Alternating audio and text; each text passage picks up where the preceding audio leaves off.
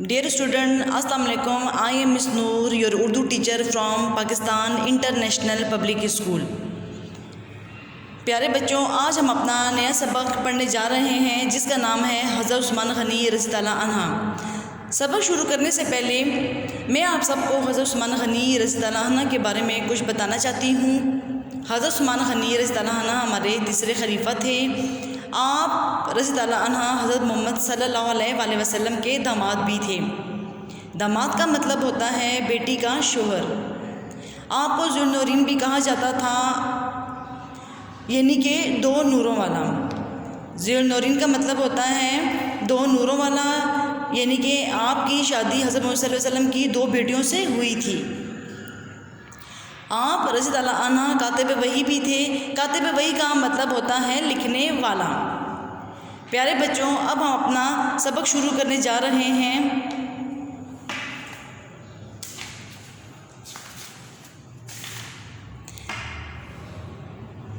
صفحہ نمبر 16 نکالیں۔ سبق کا نام ہے حضرت عثمان غنی رضی اللہ عنہ۔ حضرت عثمان غنی مسلمانوں کے تیسرے خلیفہ اور نبی کریم صلی اللہ علیہ وسلم کے قریبی ساتھیوں میں سے تھے۔ آپ رضی اللہ عنہ نبی کریم صلی اللہ علیہ وسلم کی بعثت کے آغاز میں ہی حضرت ابوبکر صدیق رضی اللہ عنہ کی ترغیب سے اسلام لے آئے تھے۔ مکہ میں جب وہ مسلمان ہوئے تو انہیں بہت سختیاں برداشت کرنی پڑی، یہاں تک کہ ان کے چچا نے ان کو خوب سزائیں دیں، مگر سختیوں کے باوجود انہوں نے اسلام نہ چھوڑا۔ اہل مکہ کی اذیتوں سے تنگ آ کر آپ رضی اللہ عنہ نے حبشہ کی جانب ہجرت کی، مگر کچھ مدت کے بعد مکہ میں یہ افواہ پھیلی کہ سب مکہ والے مسلمان ہو گئے ہیں، تو آپ رضی اللہ عنہ مکہ واپس آ گئے۔ افواہ کا مطلب ہوتا ہے جھوٹی خبر۔ بعد میں جب ہجرت کا حکم ہوا تو ہجرت کر کے مدینہ چلے گئے۔ اس زمانے میں بہت کم عربوں کو لکھنا پڑھنا آتا تھا۔ حضرت عثمان غنی رضی اللہ عنہ مسلمان ہونے سے بہت پہلے لکھنا پڑھنا سیکھ چکے تھے۔ اسلام لانے کے بعد حضرت رسول صلی اللہ علیہ وسلم پر وحی نازل ہوتی تو وہ اسے لکھ لیتے تھے، یعنی آپ رضی اللہ عنہ کاتب وحی تھے۔ کاتب وحی کا مطلب ہوتا ہے لکھنے والا۔ حضرت عثمان غنی رضی اللہ عنہ کا شمار عرب کے بڑے تاجروں میں ہوتا تھا، مگر امیر ہونے کے باوجود آپ رضی اللہ عنہ قیمتی لباس نہیں پہنتے تھے۔ ان کے کپڑے سادہ اور صاف ستھرے ہوتے تھے۔ غزوہ تبوک کے موقع پر مسلمان بہت تنگی کے دور سے گزر رہے تھے۔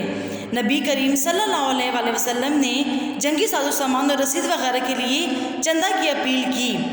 اس موقع پر حضرت عثمان غنی رضی اللہ عنہ نے 1/3 فوج کے لیے، جس کی تعداد 10,000 سے زائد تھی، تمام سامان مہیا کیا، اور اس اہتمام کے ساتھ کہ ان 10,000 آدمیوں کے لیے ایک ایک تسمہ تک آپ رضی اللہ عنہ کے روپیوں سے خریدا گیا۔ اس کے علاوہ 1,000 اونٹ، 70 گھوڑے اور سامان رسید کے لیے 1,000 دینار الگ دیے۔ حضرت عثمان غنی رضی اللہ عنہ نیک ہونے کے ساتھ ساتھ فیاض بھی تھے۔ مدینہ میں ایک یہودی رہتا تھا جس کے کنویں کا پانی میٹھا اور صاف تھا۔ اس کنویں کا نام بحر روما تھا۔ یہودی کسی کو اپنے کنویں سے مفت پانی لینے کی اجازت نہ دیتا۔ زیادہ تر مسلمان غریب تھے اور پانی کی قیمت ادا نہیں کر سکتے تھے، مجبوراً انہیں دوسرے کنووں کا کھارا پانی پینا تھا۔ کھارا مطلب ہوتا ہے کڑوا۔ حضرت عثمان غنی رضی اللہ عنہ نے جب ہی دیکھا تو انہوں نے یہودی کو قیمت دے کر کنواں اس سے خرید لیا اور مسلمانوں کے لیے وقف کر دیا۔ حضرت عثمان غنی رسول صلی اللہ علیہ وسلم سے بے حد محبت کرتے تھے، اور آپ صلی اللہ علیہ وسلم بھی انہیں بہت عزیز رکھتے تھے۔ پیج نمبر 18 نکالیں۔ صلح حدیبیہ کے موقع پر نبی کریم صلی اللہ علیہ وسلم نے آپ رضی اللہ عنہ کو اپنا سفیر بنا کر قریش سے بات کرنے کے لیے بھیجا۔ اس دوران میں مشہور ہو گیا کہ حضرت عثمان غنی رضی اللہ عنہ کو شہید کر دیا گیا ہے۔ چنانچہ نبی کریم صلی اللہ علیہ وسلم نے آپ رضی اللہ عنہ کے خون کا قصاص لینے کے لیے، قصاص کا مطلب ہوتا ہے بدلہ لینے کے لیے، صحابہ کرام سے بیعت لی، جسے بیعت الرضوان کہا جاتا ہے۔ بعد میں آپ رضی اللہ عنہ کی شہادت کی خبر درست ثابت نہ ہوئی۔ حضور نبی کریم صلی اللہ علیہ وسلم نے اپنی صاحبزادی حضرت رقیہ رضی اللہ عنہ کا نکاح آپ رضی اللہ عنہ سے کر دیا تھا۔ آپ رضی اللہ عنہ نے غزوہ بدر کے سوا تمام غزوات میں حضور نبی کریم صلی اللہ علیہ وسلم کے ساتھ شرکت کی۔ غزوہ بدر کے موقع پر آپ رضی اللہ عنہ کی اہلیہ شدید بیمار تھی۔ اہلیہ کا مطلب ہوتا ہے بیوی۔ اس وجہ سے آپ رضی اللہ عنہ حصہ نہ لے سکے۔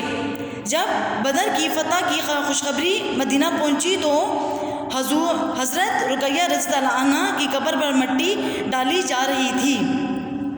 حضرت رقیہ رضی اللہ عنہ کے انتقال پر حضرت عثمان غنی رضی اللہ عنہ کو نبی کریم صلی اللہ علیہ وسلم سے یہ رشتہ باقی نہ رہنے کا صدمہ تھا۔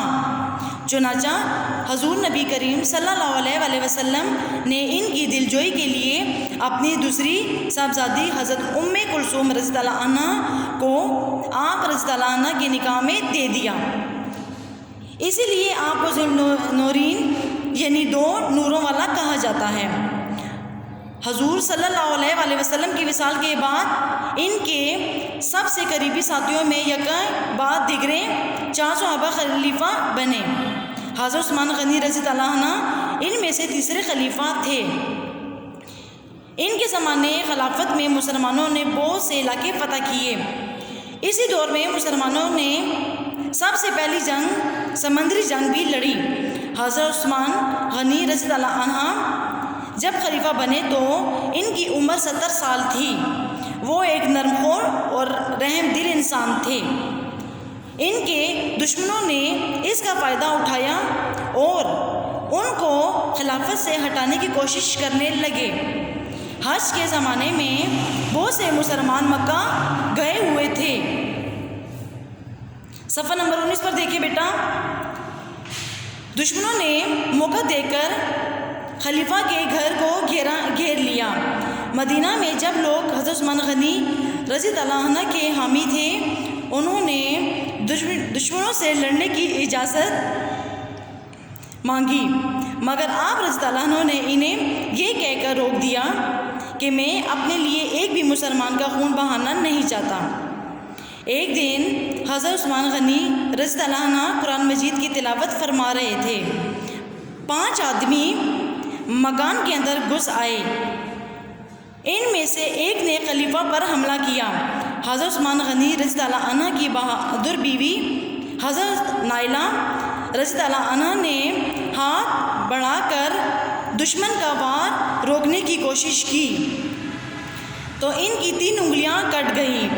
وار نے حضرت عثمان غنی رضی اللہ عنہ کی جان لے لی۔ اس طرح مسلمانوں کے تیسرے خلیفہ، جو اس زمانے میں سب سے بڑی مملکت کے حکمران تھے، شہید کر دیے گئے۔ پیارے بچوں، امید کرتی ہوں میرا پڑھایا گیا سبق آپ لوگوں کو سمجھ آ گئی ہوگی۔ آپ لوگ بھی گھر میں اس کی تیاری کریں اور اس کی مشق کے لیے میری اگلی ویڈیو دیکھیں۔ شکریہ۔